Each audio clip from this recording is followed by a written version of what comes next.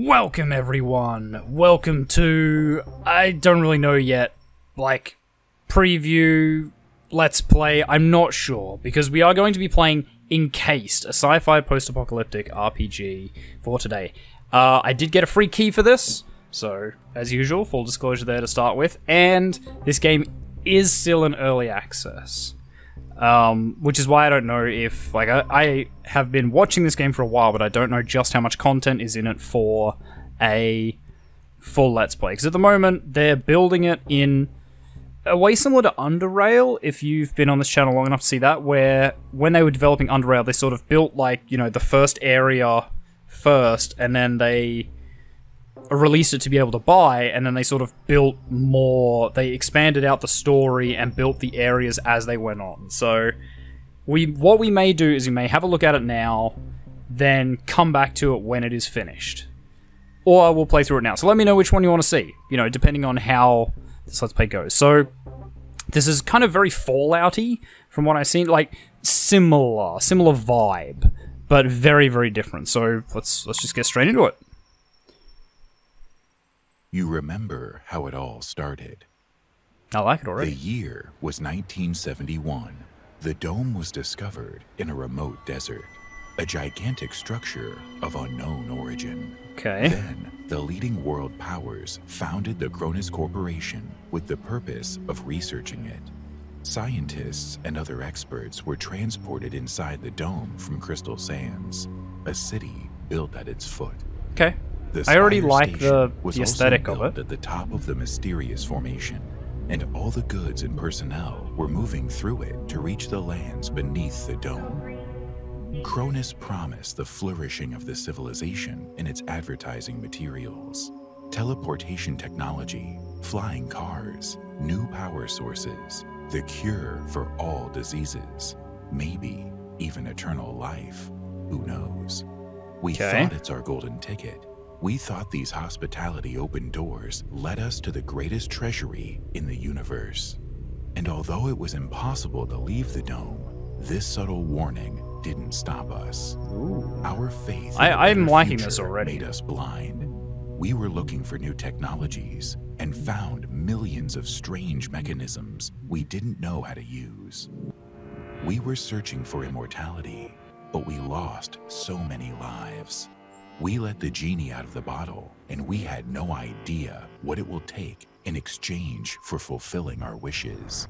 We were delusional, not seeing the big picture. In September 1976, the day you were delivered from Spire to Magellan Station, the delusions were never stronger. Okay, so, alright. To be fair, it's a bit less Fallout and kind of more S.T.A.L.K.E.R at this point. Sort of like sci-fi, semi-futuristic S.T.A.L.K.E.R. Welcome to the character creation screen, where you'll make up protagonists in the role of which you are... You will make up a protagonist in the role of which you are to plunge into adventures under the dome. The English is not great at the moment. I mean, like, you shouldn't be too worried about text and stuff at this early stage, or not early. But you know, you can do that. That's like the final polishing you do before you properly release it. Write the name of your character, select the wing in which they work, their portrait, then adjust the appearance. Okay. Kind of fun. Oh, here we go. Body type. Man. I like how the portraits are unisex, because why not?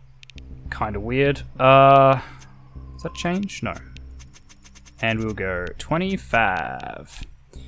Blackwing. The Cronus department in which your character serves affects available ways of interacting with company equipment and employees.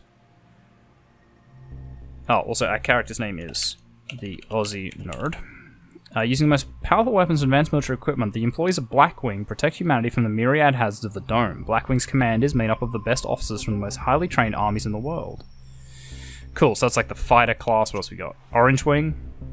Okay, Cronus is divided into wings. 5 of these units, marked in different colors, are engaged in different activities. Choosing a wing affects the background of your character, starting values of their attributes, and initial equipment, as well as answer options in dialogues. Orange Wing is created especially for these people. Its employees are everywhere, providing every kind of domestic service, from cleaning and delivery to manufacturing and construction. There's a lot of work to be done under the dome, and every employee of Orange Wing will be will find a way to make their own contribution. Okay, so this is like the criminals, this is like the rogue sort of build, I guess. White Wing, this will be the science. As often said that the time of great discoveries has now passed. What nincompoopry. Just like Galileo and Newton, White Wing employees are launching a new era of science. We represent the best minds of humanity, working diligently in laboratories equipped with the most modern tech to uncover the mysteries of this ancient civilization. Blue Wing. The dome lay dormant for centuries and came to life only with the arrival of people. Today this region is gigantic. Is a gigantic construction site with thousands of cars, snow-white cities, and a network of motorways spanning the inhospitable desert. Cronus is rightfully proud of its world-class infrastructure, built from the ground up, thanks to the hard work and knowledge of the employees of Blue Wing. So I guess he's like the engineers. And then Silver Wing. So this will be your social thing. Determine the first priority out of 1,000. Find experts who can suss out the best solutions to every problem. Equip workers with the right tools and ship the necessary materials where they need to go. Every base built and every successful expedition is a testament to the hard work and deep wisdom of Silver Wing managers. For the sake of like doing this quickly, I was going to say start as this, but no, we'll start in Orange Wing. I do like the roguish build. Deafness, criminal, gambling, regeneration, fortitude. It's not too bad. I like it. Our gender is male. Right, because we picked other. Okay, I can appreciate that as a choice in modern games. Yeah, that'll do. 25. Head type. Yeah, number 1. Skin, Caucasian. Our hair is something like that. We'll go a nice, like, dark brown. Yeah, that looks good. Features. So it's like facial hair. Get a bit of a goatee going. And we go 0 to match our hair. I like it. Each character in the game has a set of attributes, basic physical or mental characteristics. The higher the attribute value, blah blah blah. After selecting the wing, attribute points are distributed automatically, which reflects specialization of the wings, but you can redistribute them by taking points from some attributes and investing them in others. Okay.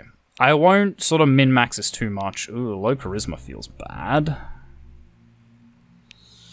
Okay, so what do we got? Muscle, perception, guts, charisma, brains, deafness, luck, psyche. Also psionic abilities as well. It's kind of fun. We probably won't focus on that, so we might dump that. That's also resistance. We'll upgrade our charisma a little. Does that actually change anything? Yeah, okay, so it ups our leadership and speech skills over there. So our best skills are piloting, which is kind of fun. Hand-to-hand, high-tech weapons, well actually light weapons and heavy weapons. Melee weapons. Okay, so a lot of dexterity-based stuff, which makes sense. You know, we have a pretty decent deftness. Deftness, not deafness. In Encased, the characters have a variety of skills that reflect their level of prowess in a specific area, be it handling different types of weapons, medicine, or repairing equipment. You can mark 3 skills as tagged. This means that they'll develop faster than others. To do this, click on the grey star to the right of the skill name. Okay. Right. Well, I'm thinking light weapons. I've never been a big fan of like hand-to-hand, melee, all that stuff in games like this, so maybe we lean away from that. Criminal is like an actual skill. So is this what we already have? Yeah, active ability. Passive ability. Unavailable in current version. Okay. So again, there's a lot of stuff like that will be missing from this version because it is not a finished game yet. There is enough content in here that I feel happy with playing it, and I did get sent this key for free. So they want me to play it, and I am happy to play it for you and show you a bit of what it is. And if you like what you see, consider investing in it, buy it. They are making constant updates. This isn't like not being supported. It's only come out this year, I believe, and they've been supporting it as it goes. In fact, it has only come out this year. Don't know what I'm talking about. Leadership, contraptions, piloting. Do we even want piloting? Seems like most of this is unavailable in current version. So there's probably vehicles that aren't in the game yet. So why don't we take some... We'll take like, boom, speech. Always a good choice. And maybe just like hand-to-hand. Just in case. Or do we stick to light weapons? In fact, light weapons is probably fine. And maybe like stealth or criminal. We'll go stealth. Stealth shooty boy. Pretty classic. Character, check the correctness of the data. TheOzzieNerd, orange wing male. Boom. 10 minutes in, we haven't even started, so let's do it. Loads very quick. Left click, move and interact. Move camera freely was, yeah, sure. Pretty standard affair. Communication with various characters is an important part of the game. To start a dialogue, click on the character, and if he or she is determined to talk with you, then a dialogue interface will appear. During the conversation, you can acquire valuable information, learn tips, yeah. It's pretty standard affair. We'll talk to Elsa Olafsson. A beefy woman in blackwing overalls gestures imperiously for you to approach. You, keep your hands where I can see them. I'll just step away. Quentin Bisley. The orange is dressed in a new jumpsuit. The shiny badge on his chest reads Quentin Bisley, Labourer. He's side-eyeing the screen skeptically. Despite his tired, grim expression, his gaze is open and friendly. However, the general impression is unmistakable. There is something scary about Bisley. Ask how he ended up in prison. He's probably a serial killer. The orange's face stretches into a broad smile, bearing his dentures to the world. Like everyone else, I was delivered there in a Blackwing transport. There are others, though, who arrive at the main entrance. He nods at the Blackwing woman beside him. Her nose wrinkles in displeasure, but she says nothing. Ask about the bracelets on his wrists. Quentin raises his hands to examine the futuristic restraints. They're called humane handcuffs. Get the punchline? They're anything but humane. They deliver an electric shock the moment you touch a rifle. They do look good, though. Bisley lowers his hands to his lap once more. Sure. As you step away, Bisley gives you a swift nudge on the thigh, at the same time pressing something cold and metallic into your hand. You open your hand to discover a set of pick locks. Just in case, Bisley whispers with a wink. I'll return his wink, conceal the pick locks, and step away. Monty James, you a Silverwing? A guy wearing thick spectacle thrusts out his sweaty hand. Monty James, Silverwing. He glanced at your badge. Ah, it's you. Your files are extremely interesting. And your CV, wonderful. Inspiring, really. When I had the opportunity to look over the files of my future colleagues, I couldn't resist. I don't want to sound boastful, but silver clearance level has its advantages. Monty winks. Ah, so I can't do the Silverwing answer. Cool, I like that. I love it when your background actually affects dialogue. I hope it's a thing that happens throughout and not just at the start. Ask him what he saw in your file. Monty makes a ring with his thumb and one finger. Zero. Nada. Absolutely nothing. You're a dark horse. How exactly did you end up in this wing? Yeah, explain that you didn't have much choice. It was the dome or life in prison. The Silver forces a smile as he inches towards the window. Well, you can't be as terrible as Charles Manson. He filed for the Clean Slate program 3 times. Oh, I like this. Oh, I love games like this where they have keywords you can look at. So the Cronus Clean Slate social program is active worldwide. Its goal is to give people with criminal past a chance to start a new life under the dome. To participate in the program, the candidate must file an application and fill out a special form, which is then sent to the Foundation's Human Resources Department. Selected candidates are accepted to the organization's Orange Wing and transferred to the Dome. According to the most recent statistics, Clean Slate applications are accepted in 92.4% of cases. Exceptions are assessed individually. Oh, I like it. An uncomfortable silence rises between you, and Monty abruptly changes the subject. He taps the narrow illuminator panel with one finger. Look, there's a storm rising. Lightning is strange. Green.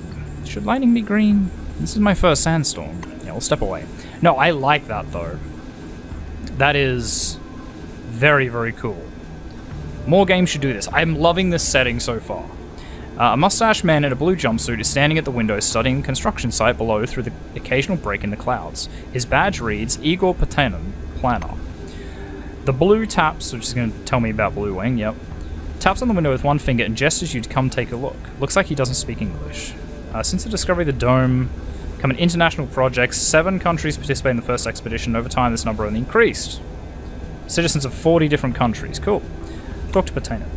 Using sign language, exaggerated facial expressions, and all your talent as a performer, okay, you're able to connect with the planner. Once he's sure you're watching, Patanen points up in the direction of the Spire station you left a few minutes ago. Yeah, we know about that.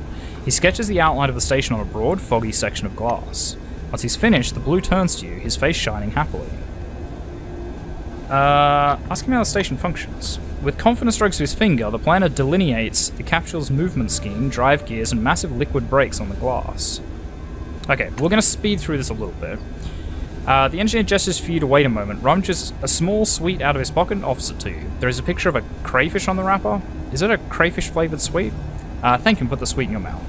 The sweet is strangely spongy and tooth-achingly sweet. You can only wonder what it has to do with crayfish.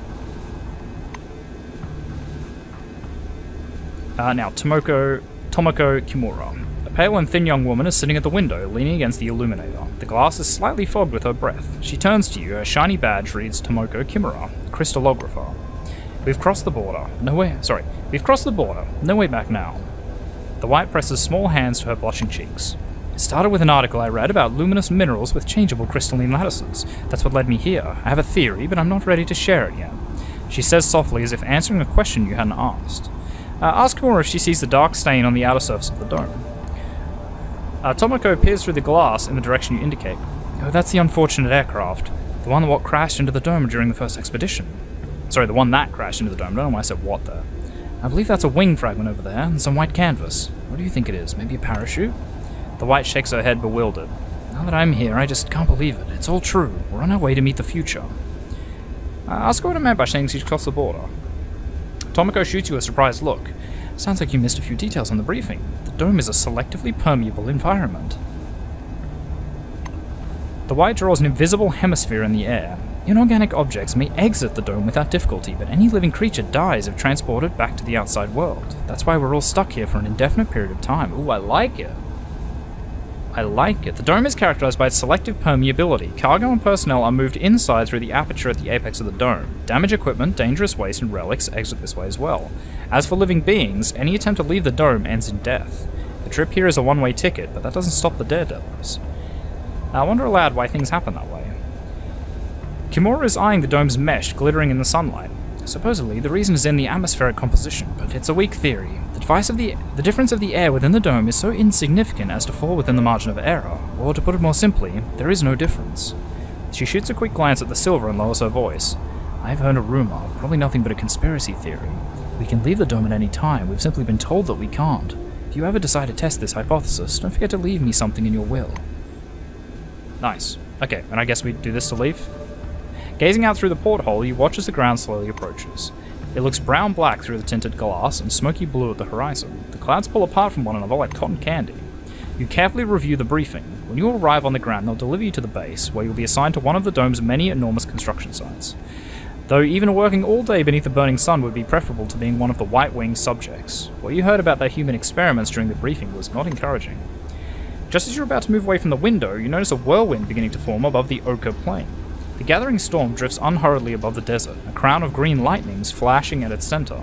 Clearly no ordinary weather phenomenon. It must be one of the dome's much-discussed anomalies. Wait to see what happens when the whirlwind touches down. Yeah, this is very much like futuristic S.T.A.L.K.E.R, and I am already invested. Can I just click the handheld computer called Keras?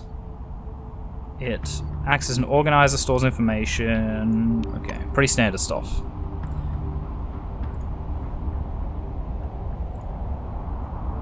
Okay, yeah, so you just sort of click and whatnot. Cool. This feels so good. It's got that old classic RPG appeal. But it's slick, it's smooth, it looks good, it feels good, I'm excited. Come here, come on now, or you'll miss everything. A cheerful man in a white lab coat grabs you by the sleeve. A badge reading Ludovico Nuzzi, scientific analyst, export department, is hanging limply from a clean uniform still redolent of wash powder. Look over there. He gestures sweepingly upward and hands you his field binocular. Take the binocular and look where he's pointing. Also, it seems to be getting shakier. Feels like I should just get inside. You raise a binocular to your eyes. 4 times magnified, the whirling cloud above the rust-colored plain looks even stranger. Its core glows with flickering green light and flashes rhythmically, and that rhythm seems to form a complicated pattern. Nuzzi bends close to your ear. Fascinating. Do you want me to set up some filters? If we intercept the red and blue spectrums, we'll see something amazing. It's like a signal, some kind of message. Tell him I need to go. Nosy looks from you to the capsule and to the landing terminal entrance. He throws up his hands. Oh, excuse me, I'm sorry. Better get going or you'll be late for check-in. Your colleagues are already inside and the storm is growing stronger. Yeah, the storm is growing stronger. The wight mutters in fascination, eyes glued to his binocular and fixed on the spinning whirl of clouds. Yeah, I'm gonna get inside. Cool. No, like, it looks good. It's just, it's bringing back, like, it's hitting all those nostalgia points that I like. How much can you zoom in? Well, you can get right in there. Okay, the only problem with games like this is when they let you zoom in quite a way like this, you can really see that, you can see the workings of the game. Immediately you can see he's not standing on the ground, right? You're floating a little bit above the ground. Now, in most games, that is the case. Ooh, crayfish candy effect. +3 initiative. Nice. It's kind of fun. Yeah, that's not a new thing. That's in most games. You will almost never stand on the ground in any game. You will float above it, because standing on the ground, like, touching ground meshes and, like, nav meshes and collision stuff is a real problem. Like, it creates problems. So, but when you zoom out, you can't really tell. So, and you can see that, like, very clearly it's working on, I'm not going to say grids, or I'm not going to say, like, a square grid. I'm going to assume a hex-type grid. Well, actually... No, okay, it seems to be some sort of hex grid. Can I just play with this stuff? Nice. Vigorous. Ah, +1 initiative, that's fun. Use the mirror. Charisma boost, okay. I like all this faff. I like the faffy stuff. Relieved. Small amount of radiation to be purged from your system, nice. Do I rotate with Q and E? Oh, you bet I do. Good game design already. Knowing which buttons are which. During the game, you encounter terminals and computers at various locations, the interaction with which is almost no different from the dialogue with a regular character. Okay. Sure. Your Selectrone has not been properly authorized. Please visit the administration desk to register. A tall receptionist watches you from behind his desk with a bored, haughty look. He waves impatiently at you to approach. The receptionist doesn't bother to hide his disgust at your orange uniform. He nods wordlessly at an empty chair, unwilling to waste his breath speaking to you. His metallic name tag reads Dean Rayett. The administrator slaps himself on the forehead. I almost forgot the regulation pre-registration greeting. Just a second. Rayett produces a reel-to-reel tape recorder from beneath the desk, rewinds the tape to the beginning and presses play. The speakers explode with a harsh crackling sound over which the tick-tick of a metronome slowly grows louder. Solemn music begins to play and the administrator's face takes on a serious expression. Dear employee, on behalf of the Cronus Foundation, I, Administrator Dean Rayett, welcome you to your new life under the dome. The administrator coughs once and continues. By joining our company, you chose the path of science and progress. You are among mankind's best, and we ask that you live up to this title. Dean squints down at the monitor. Deserve this title. Do your job honestly, obey the law, respect your colleagues, and... The music fades and the administrator begins wrapping up his speech. And together we will build the best possible future for all of mankind. Dean puts the tape recorder away. Now that we're done with the official greeting, I'll register you and upgrade your Selectrone, okay? So yeah, it's embedded in... It's probably like an injection or something, like a chip, whatever. Say you're ready and begin the registration. You walk up to the desk. Dean's hands over the keyboard. He gives you a nod.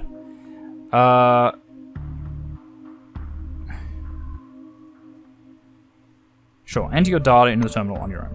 You sit awkwardly on the reception desk, lean over, and key your data into the database. After hitting proceed, you return to your seat. Dean is muttering under his breath as he returns to his terminal. Rayett scans the computer screen. So, you've been assigned to Magellan Station. A special bus will bring you there after the briefings. Please pass me your Selectrone so I can update the firmware. Dean snaps the docking port of your pass to a recess in the casing of his computer. The administrator puts your Selectrone on the desk and pushes it towards you. This firmware gives you access to all of the orange infrastructure, the orange elevator, though it's out of order right now, the residential level, the utility rooms, and limited access to a few other areas for cleaning. One more thing, please don't try to upgrade the Selectrone yourself. Dean continues. All new employees have a short list of tasks to perform on arrival. Do you want to hear all the details or just the short version? Just give me the short version. Riot snorts. To make it short, get your uniform from storage, your weapons from the armory, complete your weapons training at the training ground, then learn how to use the scanner, avoid anomalies, and properly catalogue anything you observe. After that, go to the boarding area and wait for the Boston Magellan. Dean sits back in his armchair. That's it. I hope there aren't any questions. No more questions. Great.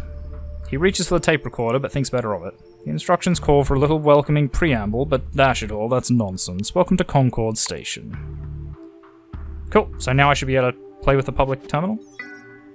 Nice. Log in as user. Loads user page. Okay. No, I don't really care about that just yet. We'll just get into the training stuff so we can see a bit of this game, because we've so far done nothing. We might do like 2 or 3 episodes, I think.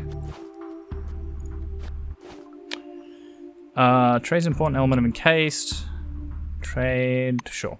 Behind the counter you find a small neat guy. His gingery hair shines with some kind of gel. His badge says Sydney Maynard Storekeeper. The silver perks up at your approach. A thick notebook appears at once from under the counter. Sydney puts on thick glasses that seems to age him 5 decades in an instant and studies the lined pages. The silver finally stops with his finger pinning down a particular page. This is your first uniform requisition, right? You can also purchase any equipment you need for the desert directly from me. Issue your equipment. Maynard adjusts his glasses in business-like manner.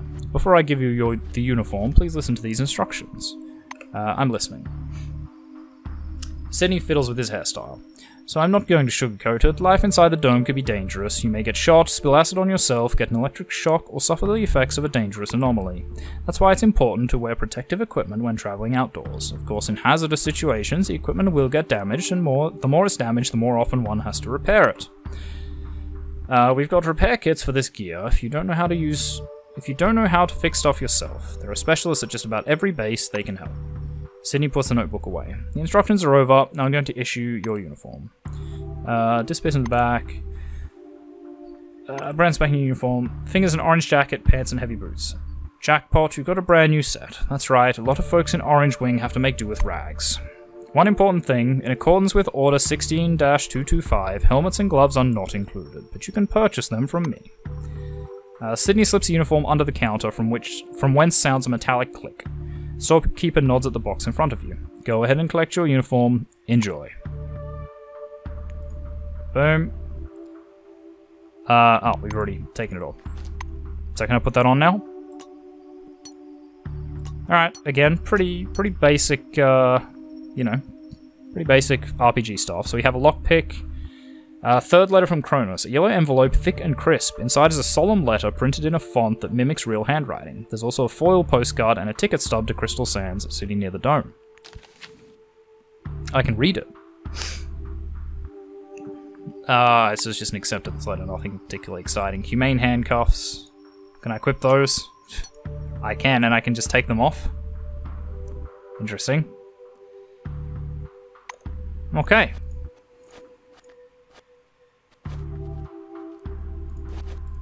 Plug in a map. Oh wait, do I have a map?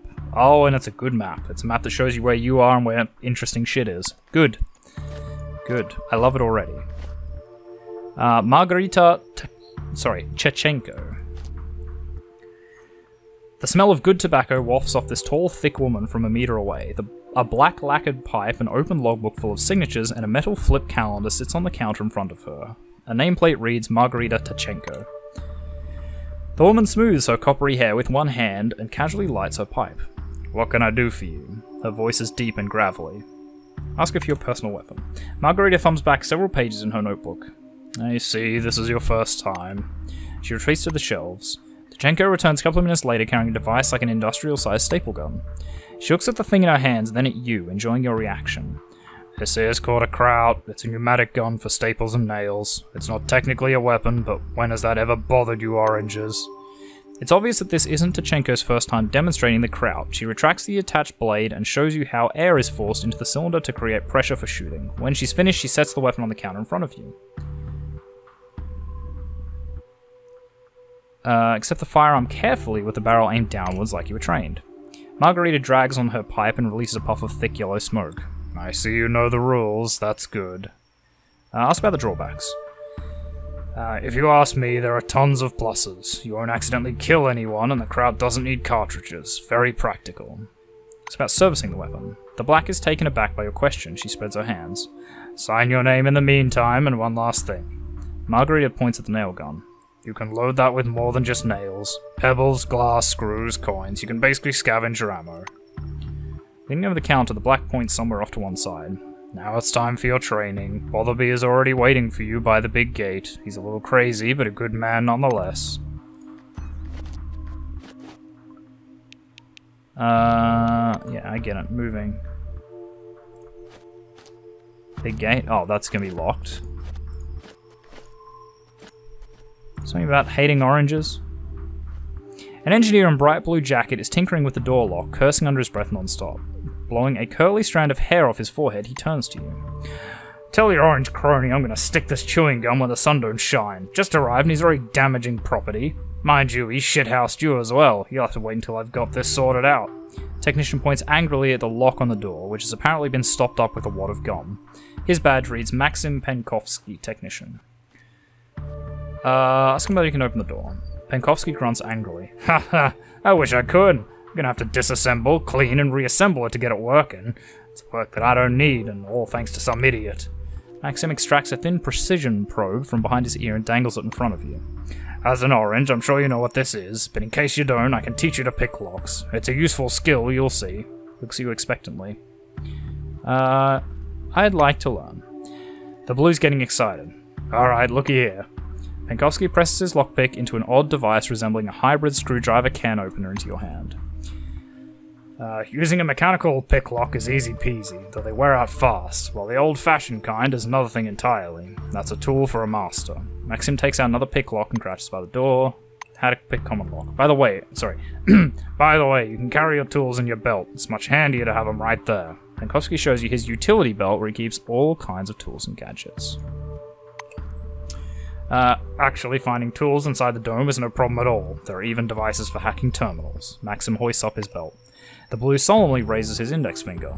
And one more thing, always use brand name stuff if you can. Groovy produces good kit, Modus and Supercolor too. They've all got fat contracts with Cronus, so they care about quality. Thank you, I'll be on my way. So I'm guessing it goes like down, yeah, okay, down there. And this will go here. Set of lockpicks.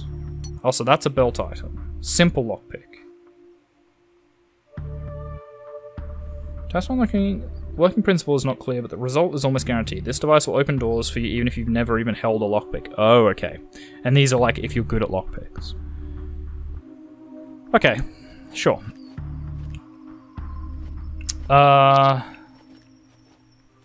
So how do I get out here?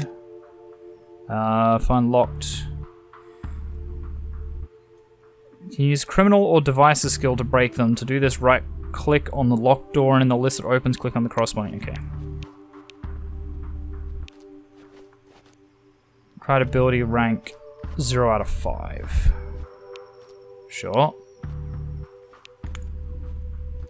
Reliable, practical, inexpensive. It's put wherever it's necessary to separate here from there. I always love little, like, you know, things like this that are just, they give you shit for it. Make you feel like an idiot. So how, I guess I have to go this way. Do I have to, like, take the elevator down? No, that's also locked. Armored door.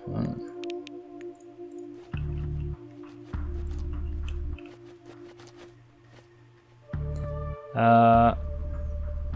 Alright, are you gonna pick that lock? Because if you're not, I need to get going on my repairs. Oh, hang on, wait. So I can probably... Ooh, and it even has bolt throwing like Stalker. Oh, I love this game already. Yeah, here it is. Guessing I can just do this, like I don't have to pick it myself. Okay, there we go. We do very well. Ah, Soul Course. Alright, well, I think we're going to leave this first episode here. We might do, like, 5 to 10 episodes, I think, because I am really into this. Super into this, and I want to see sort of what is in the game so far. I hope I really don't just, like, hit a wall.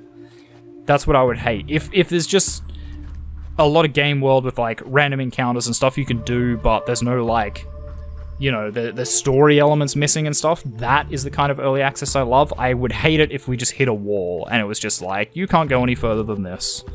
You know, turn off the game or return the other way, something like that. That'd be pretty lame. But anyway, guys, we're going to leave this episode here. So I hope you enjoyed it. Thank you very much, everyone, for watching. If you liked this video, make sure you hit that like button. If you want to see more content from me, the Aussie Nerd, feel free to subscribe to my channel and check out the other videos on there. If you think you know any friends might enjoy my content, make sure you share a video with them. I really appreciate it. And finally, if you want to leave any hints, tips, tricks, feedback of videos, or you just want to say hi, make sure you do so in the comment section down below. And I will also leave a link to the game on Steam in the description down below, so check that out if you want to check out this game. Thank you to the devs. I love it so far. I'm looking forward to playing more of it. And I will see all of you guys in the next episode. Goodbye.